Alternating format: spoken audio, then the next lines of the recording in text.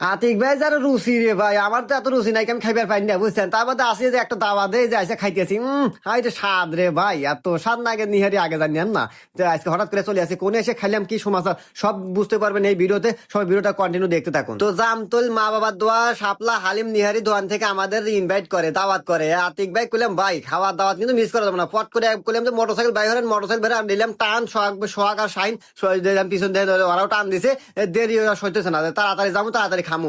পরে আমরা এমন টান দিয়েছি হঠাৎ করে চলে আসলাম আমরা লগা একবারে জামতলে যে শাপলা হালিম নিহারি দোকানে। ঠিক আছে, এই দোকান থেকে আমাদের ইনভাইট করে, তো আমরা আমাদের টিম মেম্বার সহকারে চলে আসলাম হালিমের দোকানে। আসার পর কই ভাই আপনারা বসেন, চেয়ারে বসেন, আমরা আপনাদেরকে হালিম দিতেছি, আল্লাহ রেস্ট করেন। তো আসার বসার পরে দেখি ভাই ভাই ব্রাদার ভালোবাসার সওয়াল পাওয়াল যারা ভক্ত মক্ত আছে সব এসে জ্বর হয়ে গেল, সব খালি সেলফি তোলে ছবি তোলে। হ্যাঁ, তো এই হলো অবস্থা। তো আমরা দেরি করতেছি কোন হালিম দিব। তো আমি দোকানে ঢোকার সময় দেখি এক সসম্যান এদের নিহারি থুয়ে দিছি, হাই রে